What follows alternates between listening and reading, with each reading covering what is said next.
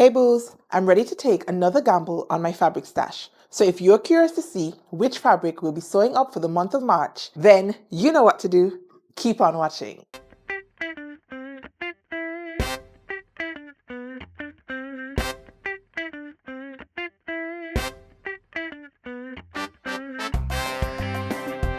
Hey Stitchers, your girl Kris here. Welcome if you're new, or welcome back to the channel if you are an OG. If you don't know, I'm your girl Kris, and this is my tiny corner of the internet on social. For today's video, we are going to be taking another spin of our Fabric Roulette wheel. Say what? If you're new to the channel, you're probably a little bit confused. So let me tell you really quickly what Fabric Roulette is. Fabric Roulette is a challenge that I am hosting for the year 2025. And the idea of the challenge is to move our fabrics from our fabric stashes into our closets. And to do that, I have gone ahead and selected 12 fabrics and have input them on a digital wheel.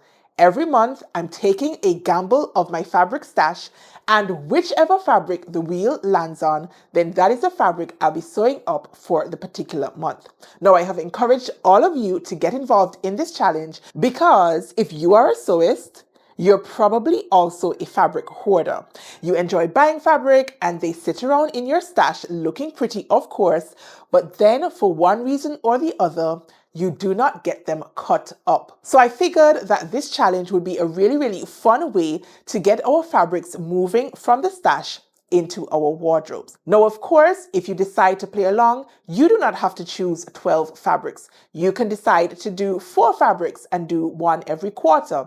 Or you might be a little bit more ambitious than I am and choose 24 fabrics and do 2 every month. It really just depends on the kind of sewing time and the kind of commitments that you have in your life and whether or not you want to just sort of relax with this challenge or whether you want it to really motivate your wardrobe for 2025. Now, if you want more details on the Fabric Roulette challenge, then be sure to go ahead and check out this video right here. In that video, I give you all the lowdown on the challenge, and I also show you guys how I came up with my 12 fabrics. Hint, my husband and my daughter were both involved in my fabric picks. Am I crazy? Maybe, but I just figured that additional touch would add a little bit more fun to this challenge. Now, I have already spun my fabric wheel not once, but twice. My first fabric, if I remember correctly, was a chevron swimsuiting fabric. And you guys, I decided to make up the Edgewater Frankie swimsuit. I was a little bit disappointed when I first spun the wheel and it landed on the swimsuiting fabric because it was January and I just figured a swimsuit in January, why? However, by the time I had completed that first spin and made up the first garment, I was absolutely enamored. If you want to see my finished swimsuit, then be sure to go ahead and check out this video right here and then let me know what you guys thought of the finished product. Now, for spin number 2, I landed on yet another knit fabric.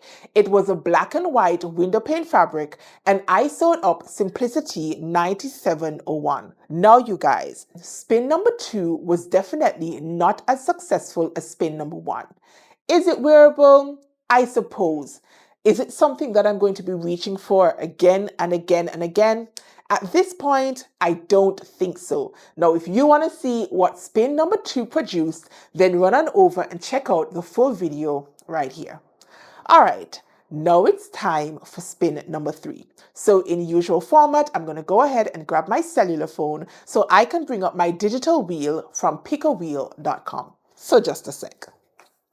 All right, folks, this is what my fabric wheel looks like. I'm going to go ahead and drop the, screen recorded video right here so you can see what I am currently looking at.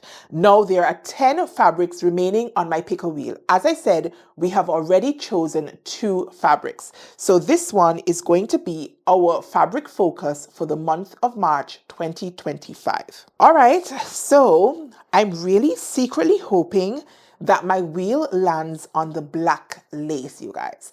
I'm really, really intrigued about working with this black lace. I have incorporated lace into previous projects, but I have never made a garment fully focused on lace. So this will be a first for me, and I'm really, really excited. So I'm just going to go ahead and hit the spin button, and I'm watching my wheel go round and round and round, and my heart is beeping, boop, boop, boop. And we have blue and white stripes and dots. All right, I'm going through my fabric collection in my mind, and I think I know which fabric this one is.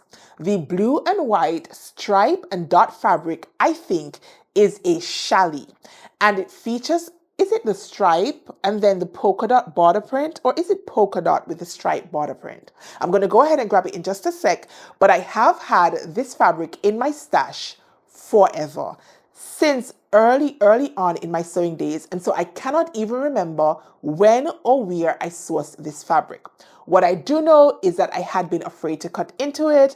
I knew I wanted to play around with the border print, and I didn't know back then exactly how to accomplish it in a way that I would absolutely love. So this is going to be my opportunity to have a think about what I can do with this amazing border print fabric. But don't take my word for it. Let me go ahead and grab it so you can see my fabric. All right, my lovelies, I am back and I have my fabric. I'm going to take my glasses off because I think I'm cute, but it only just occurred to me that you guys are probably getting like the glare from my ring light in my glasses. Like, duh, Kristen. Anywho's, this is the fabric that I'm talking about, and it has the polka dot as the main fabric, and then it has the stripes down the selvage edge. Now, because of the orientation of the stripes, I'm quite likely going to need to rotate my fabric to the crosswise grain so that I can take advantage of the double border.